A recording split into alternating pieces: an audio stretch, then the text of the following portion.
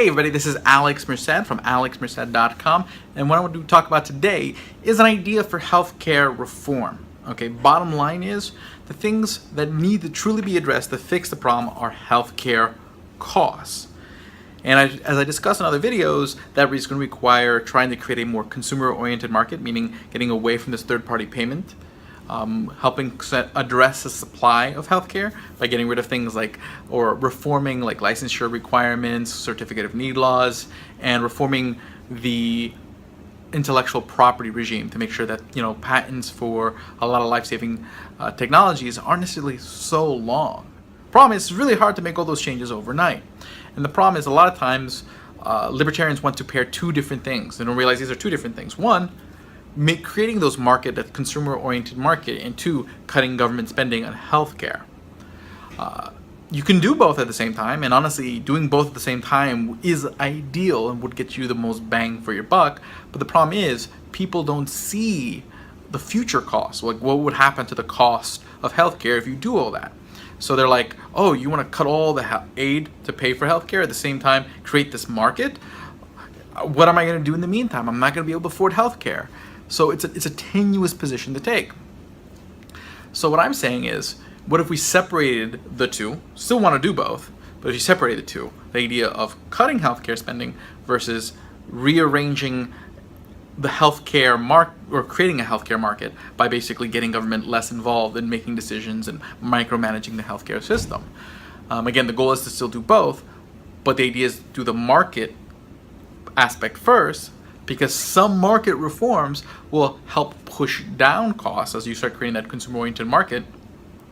Also help the development of different alternatives and whatnot, and that'll create the room and the political will to cut the spending. So how do you do that?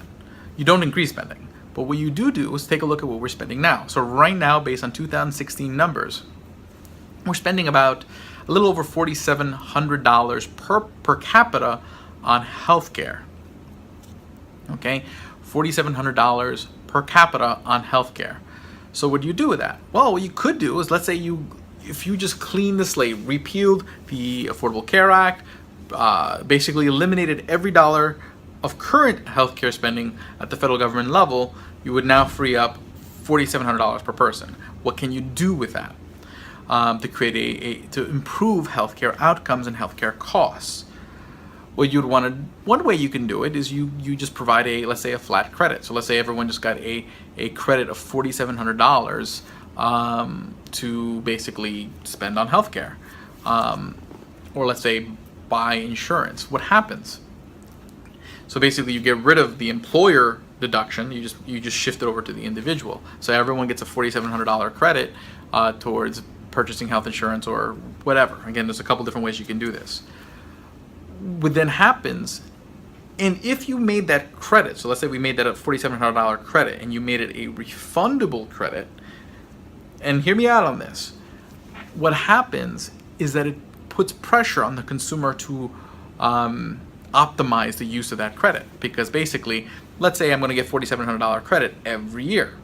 Now, if it's non-refundable, okay, so then what happens is that, well, you might as well get the credit, so you might as well spend $4,700 on health insurance and health. So in that case, it'll put pressure on the healthcare market to optimize down to $407, because basically what's going to happen is if you only want to spend $47 because that's what you get back in taxes, then as a healthcare insurance company, I'm going to try to create a product that's exactly in that price range. But if the credit is refundable, that puts even further downward pressure on trying to figure out ways to optimize. Because then what happens is, if I can find a health insurance product or a healthcare product that can bring me in at lower than $4,700, then what's going to happen is I'll get back $200 in my taxes. So I have an incentive to further optimize, to further try to find a cheaper solution. And that puts pressure on healthcare service providers and healthcare insurance providers to find ways to lower their costs. There's a huge incentive to find efficiency, because basically you have this $4,700 to spend, and I want you to choose me as your provider. And if I can get you even below $4,700, you're more than likely to choose me as your provider. So I have a huge incentive to figure out what's the most value I can provide you at the cheapest cost, because that way you choose me as your provider. So becomes this huge incentive. Now the natural retort by, let's say, a lot of people on the left is that $4,700 may be too little for certain people, and maybe too much of a credit for people who already make so much that they can afford.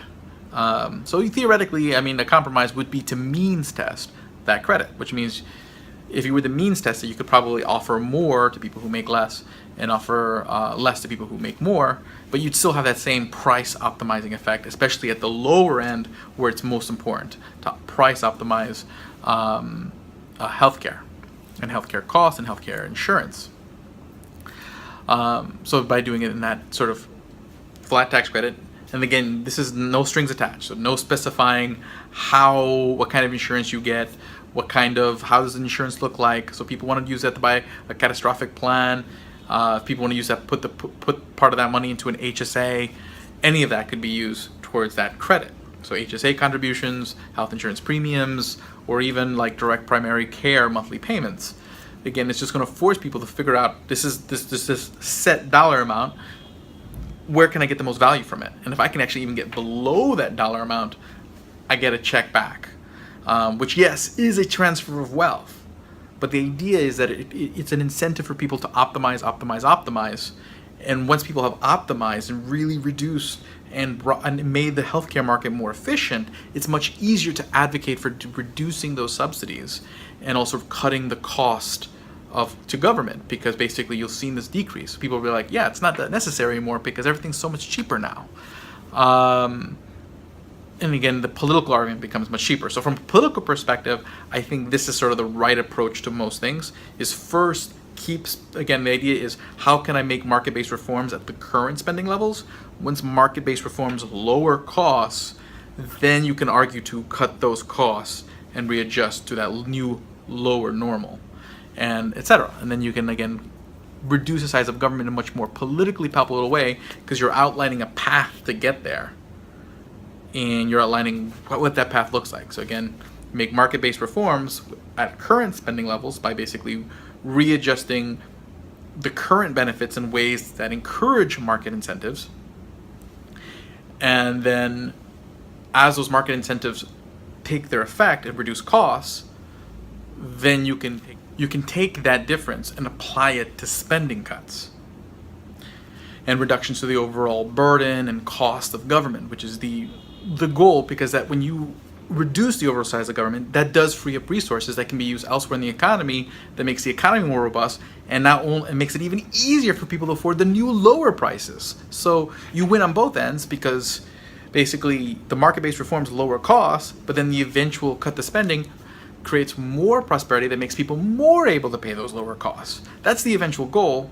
Problem is, if you try to do it all up front, it's sometimes maybe a logical leap too far for most people, because they don't see the price dynamics off the bat. Not everyone is necessarily economically sophisticated enough, or even economically sophisticated people sometimes just feel prices are too sticky. And they may be in the short run, but with the right market reforms, you can get those dynamics to happen. You can get that optimization to happen. You just have to restructure the current spending in a way that encourages market behavior, which is lacking in healthcare, lacking in education, and lacking in housing.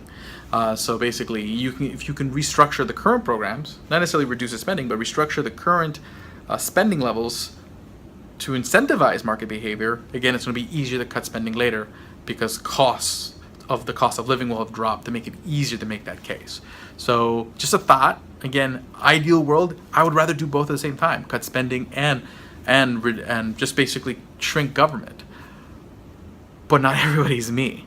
So how can you move in that direction in a way where there's a clear, visible path that people can understand? And I think what I'm outlining here is visible, understandable, it's tangible, it can make sense to people. My name is Alex Merced from alexmerced.com. Have a great day and enjoy.